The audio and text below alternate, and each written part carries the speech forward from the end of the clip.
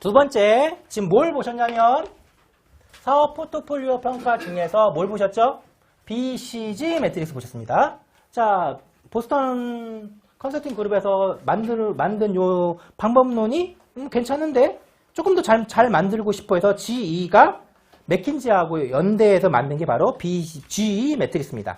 그래서 32페이지 맨 위에 보시면 GE 매트릭스는 그림과 같이 BCG 매트릭스의 상대적 시장 점유율과 시장 성장률 이외에 많은 변수, 그러니까 많은 변수를 쓰다고 보니까 뭔가 평가와 관련된 항목들이 점점점 늘어나기 시작했다라는 겁니다. 자, 그래서 일단 차이점은 바로 뭐죠? BCG 매트릭스는 가로 둘, 세로 둘, 2x2. 그렇지만 GE 매트릭스는 가로 셋, 세로 셋, 3x3 이렇게 되는 거죠. 그리고 가로축에는 경쟁력, 사업 단위의 경쟁력을 쓰는 거고, 세력은 말 그대로 매력도. 그러니까 BCG 매트릭스는 이 매력도를 뭐로만 본 건가요? 시장 성장률로만 본 거죠. 근데 그거를 이제 구분해가지고 조금 다양한 걸 넣었다. 그러다 보니까 평가 항목이 많아졌다라는 거고, 똑같이 여기가 고, 중, 저. 마찬가지 여기도 고, 중, 저. 이렇게 나눈 게 바로 GE 매트릭스라고 볼 수가 있을 것 같습니다. 그래서 그 32페이지 위에 그림도 보시고 밑에 있는 표를 보시면 가로축은 사업 단위의 경쟁력 동그라미 치셔야 돼요. 경쟁력. 밑에 세로는 제품 시장의 매력도 동그라미 치셔야 됩니다. 그리고 옆에 있는 변수, 측정 변수가 여러 가지가 쭉 있죠. 설마 이 측정 변수를 다 외우시진 않으시겠죠? 외우실 필요가 없습니다. 왜 그렇죠? 마케터에 따라서 이게 변수가 계속 다 바뀔 거기 때문에, 뭐가 들어가기도 하고 빠지기도 하기 때문에. 다만 측정 변수가 다양하다. 그래서 어쨌든 간 거기를 아까 제가 잠깐 같이 보았던 33페이지에 이란 평가 예시에 따라서 쭉 평가를 해서 계산을 해가지고, 그쵸? 총 개가 있고 점수가 뭐 3.4, 3.2 이렇게 되지 않습니까? 그걸 다시 32페이지 밑에 있는 표 맨 위에 수준 보시면 고수준, 중간 수준, 저 수준으로 나왔다라는 겁니다. 또 하나 차이점 바로 뭐냐면 아까 BCG 매트릭스 같은 경우에는 사업 단위가 그냥 원 하나로만 있었죠. 그렇죠? 원 하나로만 있었죠. 그런데 조금 뭔가 원이 달라졌네요. 그렇죠? 제품 시장의 산업 크기와 위치를 원의 크기로 나타낸 겁니다. 즉 제품 시장의 산업 크기가 크다 그러면 큰 원을 그리는 거고, 그 원 중에서 우리 SBU가 어느 정도 차지하고 있는지를 짙은 색깔로 표시한 게 바로 GE와 BCG. 그래서 이렇게도 물어볼 수도 있습니다. GE 매트릭스를 BCG 매트릭스와 비교하여 차이점을 설명하시오. 그렇죠? 이전에는 그냥 GE가 뭔지 BCG를 물어볼 수 있을 텐데 이거를 구분해서 설명하시오도 충분히 출제가 가능한 문제라고 볼 수가 있을 것 같습니다. 자, 그러다 보니까 이렇게 어쨌든 간에 9칸, 그러니까 3x3가 나와져 있고, 여기 있는 대각선 부분, 그리고 여기 있는 위에 부분, 색깔을 바꿔서 넣어보겠습니다. 위에 부분, 그리고 이 대각선 부분, 그리고 아랫 부분, 이 세 가지의 범주로 나눠지겠죠. 그렇죠? 자, 그러면 어떻게 판단을 해야 되냐? 이제 34쪽으로 넘어가시면 대각선지대, 대각선을 지나는 사각형보다 위에 있는, 그러니까 요 위에 있는 파트, 대각선보다 위에 있는 파트는 높은 ROI. ROI가 뭘까요? Return of Investment. 투자 대비 수익률이죠. 그러니까 투자를 이만큼 하면 이만큼 수익을 얻을 수 있어. 높은 ROI를 기대할 수 있기 때문에 유지하거나 확대해야 된다. 그런데 만약에 이 대각선이 지나는 사각형보다 아래에 있는 파트, 이 파트 반대죠. 낮은 ROI를 기대할 수 있기 때문에 수확도는 철수해야 된다. 만약에 세 번째 대각선이 지나는 사각형은 선택적 유지 또는 확대 수확 철수해야 된다라는 겁니다.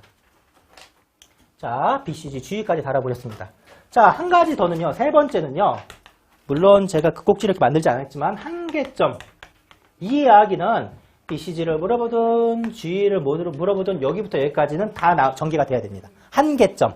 그러니까 BC든 GE든 시각적, 지워버렸네요. 시각적으로 표현한다는 이점도 있고 우리가 뭔가 의사결정하기에 많은 효용가치가 있지만 한계점이 있다. 바로 뭐냐?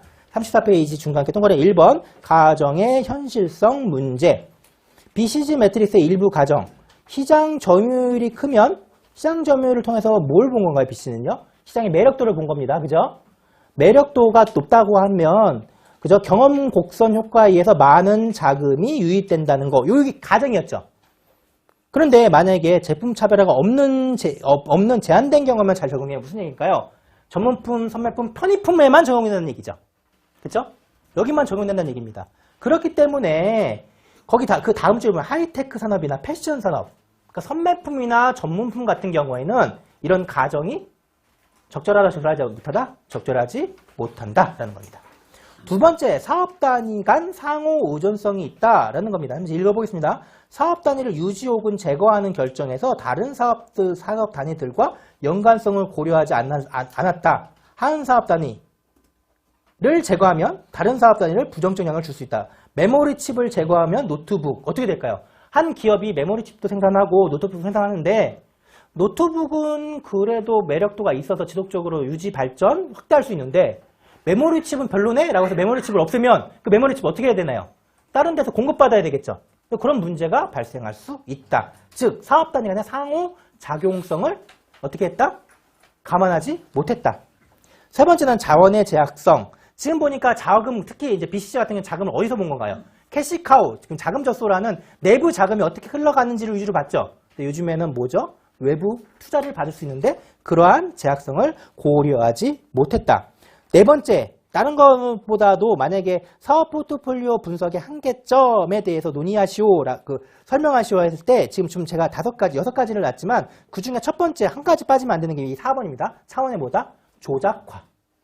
우리가 조작적 정의라는 거 아시죠? 우리가 시장 조사에도 하실 텐데 우리 매장의 만족도 이거 측정하기가 매우 어렵죠? 어떻게 하는 거죠? 재방문율로 조작해가지고 우리가 정의 내리지 않습니까? 마찬가지입니다. 차원을 어떻게 했다? 조작했다.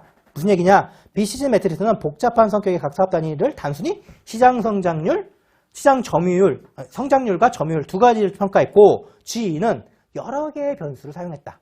그러니까 복잡하다. 그러니까 이 조작화가 가지는 차원의 조작화가 가장 큰 문제가 될 수 있다. 다섯 번째, 제품 시장의 정의. 사업 포트폴리오 모형의 SBO의 위치는 제품 시장의 매력도와 경쟁력에 의해 결정된다. 따라서 제품 시장의 명확한 정의가 중요하지만 그에 따라서 기업에 따라 정의하는 게 방식이 어떻다? 달라질 수 있다. 우리가 그게 사양산업이지만 그래도 유지해야 되는 사업들이 있죠.